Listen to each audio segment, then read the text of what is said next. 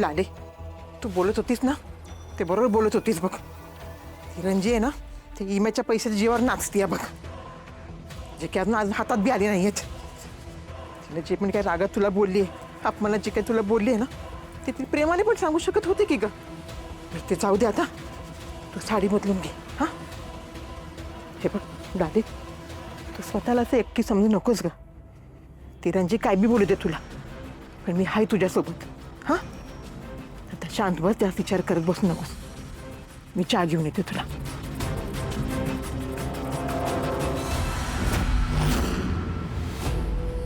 तुम्ही सोबत असा किंवा नसा, हा अपमान मी नाही विसरणार. योग्य वेळ आली की मी ह्याचा हिशोब नक्की करणार.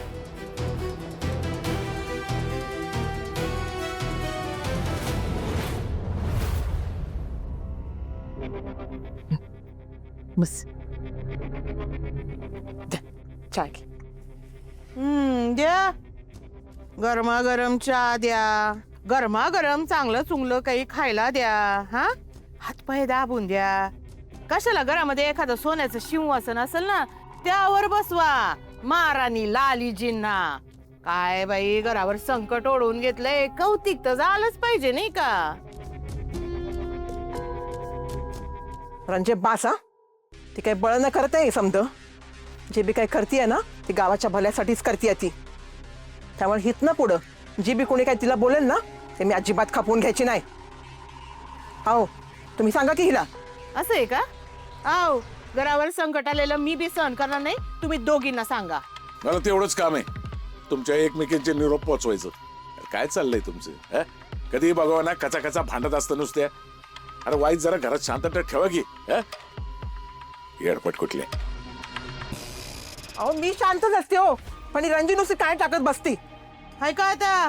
आणि मी कायम खरं बोलत असते माहितीये तुम्हाला. बाई आता इतरांना मिरच्या जमता त्याला मी काय करणार आहे. मला ना तुझ्याशी वाद घालायलाच येळ नाहीये.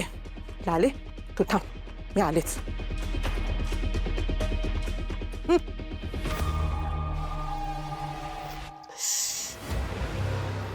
चहा लईच गरम आहे, भाजलं मला.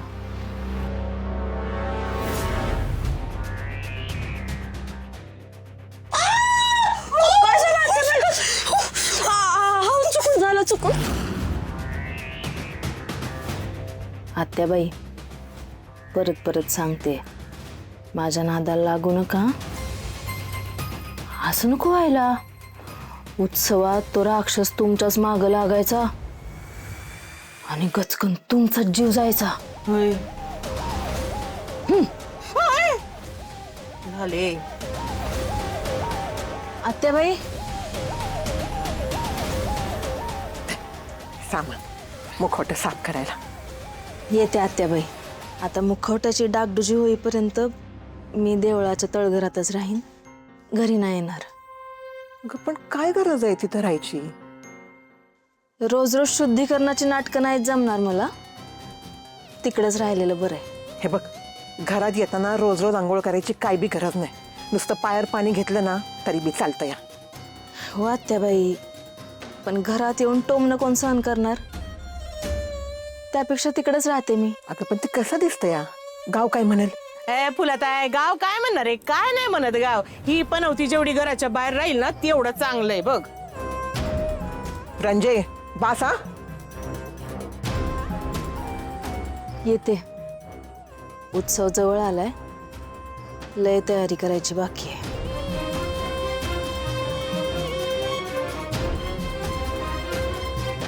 तुला काय, तुला नाही माहिती बाई तुझी सून मला काय काय बोलली. अय फुलात आहे ऐक ना.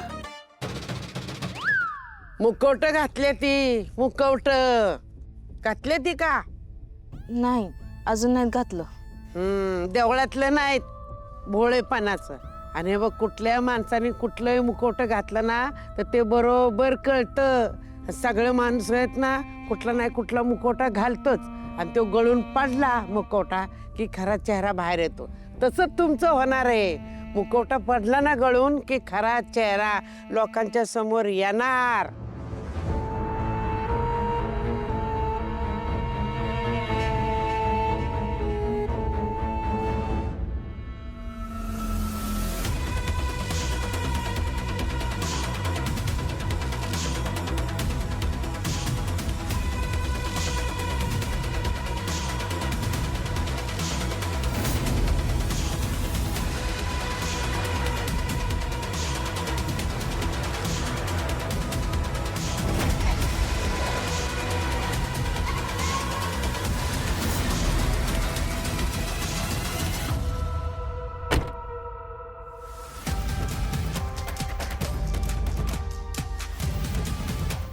आलास का परत नुसतं ये जा करतोय काय करना बी झालाय और त्या भोमट मुडद्याला टाके आतमध्ये खडी फोडायला करणार करणार आदरणीय सायला बानू सगळं तुझ्या मनासारखं होणार पण आमच्या कायद्याला पुरावा लागतो खोटा नाही म्हणजे तुला बी मुखवट कळतेच वाटतं माझं कामच आहे ते मुखवटे फाडून गुन्हेगाराचा खरा चेहरा समोर आणणे आज गॉगलमध्ये छान दिसतेस एकदम हा मग मी आहेच नटी असं रस्त्याने चालले ना मी गावात न तर लोक 4-4 वेळा फिरून बघतात माझ्याकडे माहितीये का हो आजी तुम्ही खरंच खूप छान दिसताय ही कोण तुझी बहीण का हिला कशाला आणली इथं आत ये सांगतो सगळ्यांसमोर चल आहेत का 2 बायकावाले देशमुख आता काय काम काढलं हा अरे तुझा माज उतरवायला आलाय खिशात नाही दानान मला बाजीराव म्हणा अशी गत आहे तुझी नाही मी असं काही करायला आलेलो नाही साहेब आधीच तुम्ही आम्हाला लई त्रास दिलाय बघा सारखं सारखं चौकशीला बोलवून आता तुम्हाला जी बी काही चौकशी करायची आहे ना ती एकदाच करा आणि हा विषय संपून टाका इथं नाही, तुमचं काहीतरी गैरसमज झालाय मी एका वेगळ्याच कामासाठी आलो कर्जाचा हप्ता मागायला आला असेल आता जमिनीवर सालगडी ठेवलाय पिकाचा बी हिस्सा हवाच असेल नाही का नाही वेगळ्याच कामासाठी आलोय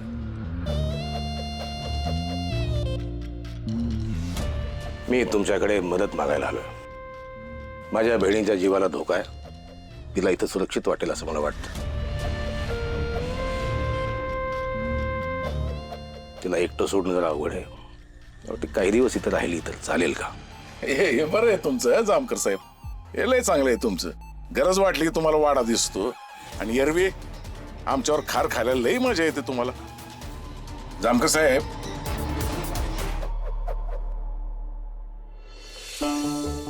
नाही तुम्हाला जमत नसेल तर मी तिला घेऊन जातो थांबा जायची काही गरज नाही आपल्या दोघात मतभेद आहेत पण खरा प्रश्न हिच्या जीवाचा आहे आपल्या दोघातलं भांडण कधी बी मध्ये येणार नाही